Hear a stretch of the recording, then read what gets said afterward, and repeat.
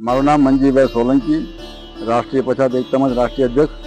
રાષ્ટ્રવાદી Congress party Gujarat પ્રદેશ મહાસચિવ, ગઢડા વિધાનસભાના પૂર્વ ઉમેદવાર. આજે 80નો સ્વતંત્ર દિવસે નિમિત્તે બોટાદ જિલ્લા, ગુજરાત રાજ્ય અને રાષ્ટ્રના તમામ લોકોને ખૂબ ખૂબ શુભેચ્છાઓ પાઠવું છું અને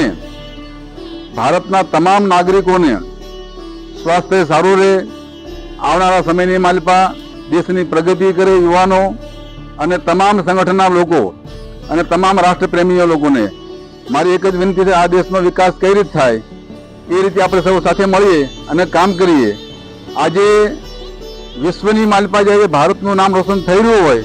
ત્યારે આપણે સૌ સાથે મળી અને આ દેશનો વિકાસ થાય એવી શુભકામના પાઠવી અને એ માટે સૌ સાથે મળી અને કામ કરીએ. આ દેશની માલિપા આની અગાઉ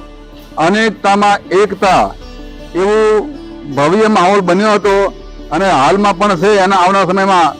અનેકતામાં એકતા જળવાઈ રહે અને દેશની પ્રગતિ થાય એ માટે સૌને હું શુભકામના પાઠવું છું.